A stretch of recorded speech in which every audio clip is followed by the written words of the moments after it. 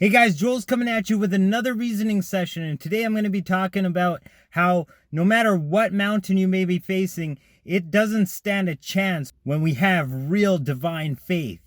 Come now and let us reason together. Come now, we can talk it over. Man, we've had some crazy hot weather lately in Calgary, but it's all good.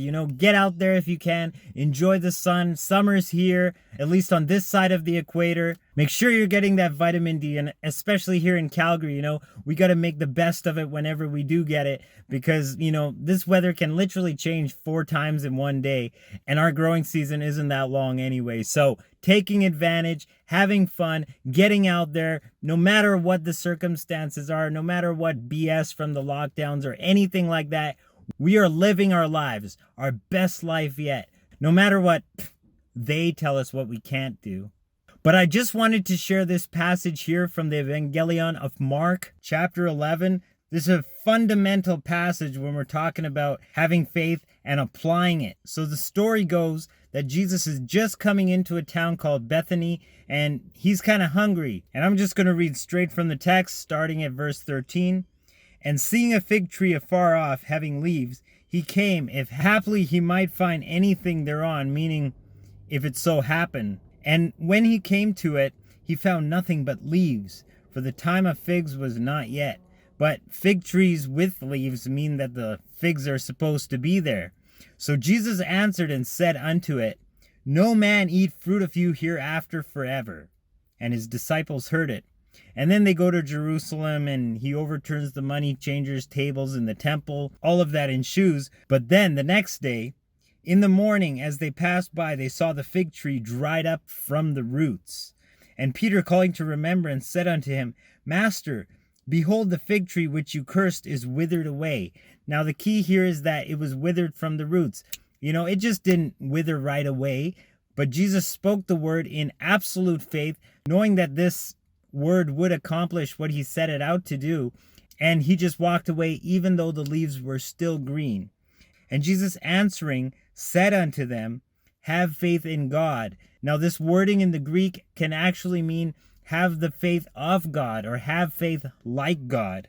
For verily I say unto you, that whosoever shall say unto this mountain, Be you removed, and be you cast into the sea, and shall not doubt in his heart, but believes that those things which he says shall come to pass, he shall have whatsoever he says. And this is the real key here. And he continues, Therefore I say unto you, what things soever you desire, when you pray, believe that you receive them, and you shall have them. And then he says, if you have anything against anyone else, forgive them, because if you do not forgive, neither will your Father which is in heaven forgive your trespasses. So we have to have this reconciliation of peace, of harmony, and of balance in our own souls in order to manifest something that we're wanting to see in the physical dimensions for our own experience. But this very passage has transformed lives. I mean, we can even talk about Papa Hagen and how he was incapacitated. He had an incurable blood disease. He was paralyzed from the waist down. And even though he was raised in the church, in a Christian household, nobody wanted to look at this verse and tell him that it meant what it actually said. But he went ahead and stood on it. And within a couple months, he was up and about, absolutely cured. And he went on preaching for the rest of his life till his mid-80s, telling people about how this could actually transform their own lives. There's literally nothing that can stand in the way of having this God kind of faith. And no matter what your mountain may look like, no matter what circumstances may seem to be presenting themselves, you stand on this, and that mountain, when it's cast into the sea, it sounds like a little...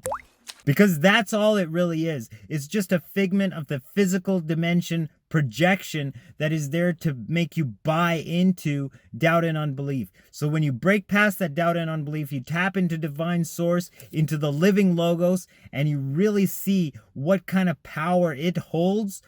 It's not us that's bringing it together. It's that God kind of faith, that absolute certainty of the end before we even see it unfold. And that, my friends, is absolutely transformative. So tap in today, get in tune with Source, get in tune with that kind of faith, seeing the end from the beginning, and you too can manifest whatsoever you desire. If you just believe that you receive them, you'll have them.